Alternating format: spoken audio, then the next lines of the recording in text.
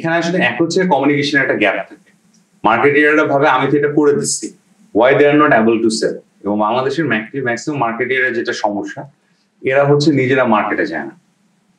So একজন সেলসের একটা ছেলে দোকানে যে চ্যালেঞ্জটা ফেস করে বা কনজিউমারের কাছে যে চ্যালেঞ্জটা ফেস করে, ম্যাক্সিমাম মার্কেটিয়ার কিন্তু এই জিনিসটা বুঝতে চায় না।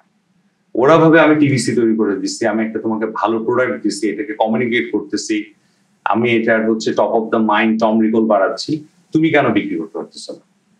সো এই যে গ্যাপটা, মার্কেটের লোকজন ইয়েতে যাচ্ছে না, মার্কেটে যাচ্ছে না, মার্কেটিং এর লোকজন, সেলস এর লোকজন কনজিউমারের যেসব রিসার্চ ডাটাগুলি এগুলি যে বুঝতেছে না, এই জিনিসটার কারণে একটা খুব বড় একটা গ্যাপ সবসময় কাজ করে যায়। আর আরেকটা জিনিস হচ্ছে যে মার্কেটিং কিন্তু সবসময় স্লো বার্নিং। যে আপনি আজকে একটা কাজ শুরু করলেন, এটা কিন্তু হয়তো ফল পেতে 3 মাসও লাগতে পারে, 1 বছর 2 বছরও লেগে যেতে পারে।